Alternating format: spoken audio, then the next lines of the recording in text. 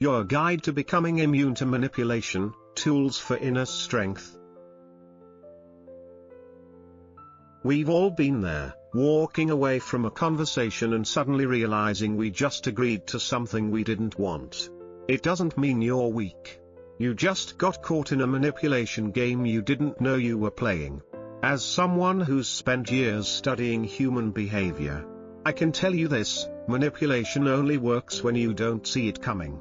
Once you understand the rules, you can take back control in an instant. Let me walk you through a practical, step-by-step guide to becoming manipulation-proof, by outsmarting manipulators, protecting your space, and building unshakable confidence. Know the manipulator's playbook. Manipulators don't show up with a villainous laugh or a sinister plan. They're often charming, friendly, or seem empathetic. But behind that facade, they're using calculated tactics to steer your emotions and get what they want. Think of it like a chess game. If you don't know their moves, you're bound to lose. But once you spot their strategies, you can flip the board. Here are the 6 most common manipulation tactics you need to recognize. Gaslighting, making you doubt yourself. Gaslighting is when someone makes you question your reality. Picture a coworker saying, "I never promised you that project, you must have misunderstood." Even though you know you heard them right. Over time, this erodes your confidence, making you rely on their version of the truth. Watch for phrases like "you're overreacting" or "that never happened." To fight back, trust your gut and keep records, like emails or notes, to anchor yourself in reality. Guilt tripping, weaponizing your kindness. Manipulators use guilt to make you feel responsible for their problems.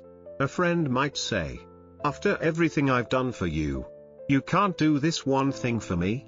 It plays on your natural desire to be kind.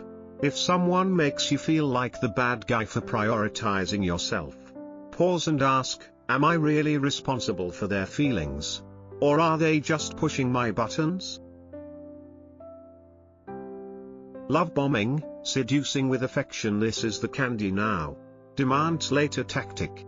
Someone new might shower you with compliments, like, "You're the most amazing person I've ever met," only to pull back and expect compliance later. Be cautious of over-the-top affection that feels too intense for how well you know them. Protect yourself by slowing things down and watching how they react when you say no. Silent treatment, emotional punishment. The silent treatment is a power move to make you anxious. A family member might ghost you after you decline their request, signaling, "Do what I want, or I'll cut you off." Don't chase them. Focus on your own emotional stability and let them come back to you. Moving the goalposts, never good enough. Manipulators keep changing expectations to keep you scrambling for approval. A boss might say, "Great job, but it's not quite what I wanted," even when you nailed their instructions. Call this out by clarifying expectations up front and holding them to their word. Vague communication, keeping you guessing. Ever hear "I'm fine" from someone who's clearly upset? That's a tactic to make you chase clarity, giving them control. Don't play along. Ask direct questions like, "Can you tell me exactly what's wrong?" And let them do the work of explaining. Understanding these tactics is like getting a cheat sheet for their game. When you notice someone trying to make you feel confused, guilty, or afraid, you can step back and choose not to play. Try this for 1 week. Jot down any interactions that leave you feeling off. Note the tactic used and how you responded. It'll sharpen your ability to spot manipulation in real time. Pinpoint your vulnerabilities. Manipulators don't have magic powers, they exploit weaknesses you might not even realize you have. These often stem from unhealed emotional wounds, like fear of rejection, a need for approval, or a habit of people-pleasing. To become manipulation-proof, you've got to look in the mirror and ask, what makes me an easy target? Here are some common vulnerabilities. Fear of abandonment. If you grew up in a home where love felt conditional, you might dread losing relationships. A friend who pulls away when you say no can trigger this fear, pushing you to give in. Need for validation. If your self-worth hinges on others' approval, manipulators can hook you with flattery or criticism. People-pleasing habits. If you were taught saying no is selfish, guilt trips hit hard. Low emotional awareness. If you don't regularly check in with your feelings, you might agree to things under pressure and regret it later. To uncover your vulnerabilities, start with self-reflection. Ask, do I apologize when I'm not wrong? Do I worry about seeming selfish? Do I get anxious when someone pulls away? Write your answers in a journal to spot patterns. If you can, talk to a therapist to dig into deeper issues, like childhood trauma. You can also ask trusted friends if they notice anything about how you handle interactions. This isn't about beating yourself up, it's about taking charge of your growth. Try this exercise. Write down one vulnerability you suspect, like I'm afraid of being rejected, for a week. Notice how it shapes your choices. Then try a different response, like saying no without explaining yourself. Boundaries, your emotional armor. Boundaries are your strongest defense against manipulation. They're not about shutting people out, they're about deciding who gets access to your time, energy, and emotions. Without boundaries, you're leaving the door wide open for anyone to walk in with their own agenda. Here's what boundaries look like. Words, I'm not okay with talking about this right now.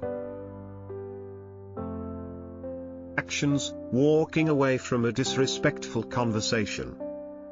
Emotions, refusing to feel guilty for something that's not your fault. Time, limiting how much energy you give to draining people. To set boundaries, know your limits. Decide what you won't tolerate, like yelling, guilt trips, or disrespect. Speak clearly. Use simple phrases, like, I need you to talk to me respectfully. Stay consistent. Manipulators will test you. If you cave once, they'll push harder next time. Stand firm. Embrace discomfort. Setting boundaries can feel awkward, especially if you're not used to it. Start small, like declining a minor request. Enforce consequences. If someone crosses a line, act like saying, if you keep raising your voice, I am done with this conversation. Setting boundaries might make you feel guilty or rude, especially if you were raised to put others first. But boundaries aren't selfish, they're a declaration of your worth. Try this. Pick one situation where you tend to give in, like agreeing to help when you're stretched thin. Practice a phrase like, I can't take that on right now, and use it next time. Defensive tactics, Grey Rock. Delay. Reframe. Sometimes you can't avoid manipulators, like co-workers or family, but you can always change how you respond. Here are 3 powerful tactics to neutralize manipulation without escalating things. Grey Rock Method. Become as uninteresting as a grey rock. Manipulators thrive on your emotional reactions, anger, guilt, excitement. If you give them nothing, they lose interest. For example, If someone pressures you to do their work, say, "I'll check my schedule and get back to you," in a flat tone. Then disengage. This works great for people you can't avoid. Delay tactic. Manipulators want quick decisions to bypass your logic. Slow things down with, "I need to think about it." If a friend demands a favor, say, "I'll let you know tomorrow." This gives you space to decide what's best for you. Reframing. Turn their tactic back on them by asking questions. If someone says, "You're so sensitive," respond with, "Why do you think it's okay to comment on my feelings?" This puts them on the spot and exposes their game. Keep your tone calm to stay in control. You can mix these tactics for maximum impact. Use grey rock to stay neutral, delay to avoid pressure, and reframe if they persist. Try one this week, like responding calmly to a pushy request, and notice how it shifts the dynamic. Master your inner world. The ultimate shield against manipulation is knowing who you are. When you're clear on your values, confident in your worth, and in control of your emotions, manipulators have nothing to latch onto. This is where true power lies. Start by defining your core values, maybe honesty, freedom, or kindness. Let these guide your decisions. Practice emotional regulation with tools like deep breathing or meditation to stay calm under pressure. Most importantly, rewrite negative beliefs, like "I have to please everyone," into affirmations, like "My needs matter." Say one affirmation every morning for 30 days, it's a game changer. Protect your emotional space by limiting time with toxic people and curating an environment, online and offline, that lifts you up. Consider reading books like Emotional Intelligence by Daniel Goleman or working with a therapist to deepen your self-awareness. When your confidence comes from within, manipulators lose their grip. Try this. Write down one belief you want to strengthen. Like "I am enough." Create an affirmation, like "I trust my worth," and say it daily for 2 weeks. Watch how it boosts your resilience. Start today. Build momentum. Becoming manipulation-proof isn't an overnight fix, it's a journey of small, consistent steps. Today, pick one thing to try, say no without apologizing. Test the grey rock method, or repeat an affirmation. Each choice strengthens your inner foundation. Here's a 30-day challenge to get you going. Week 1, journal daily about interactions that feel manipulative. Note the tactic and your reaction. Week 2, set one boundary each day. Even something small, like declining a minor request. Week 3, use one defensive tactic, grey rock, delay, or reframe, in 3 situations.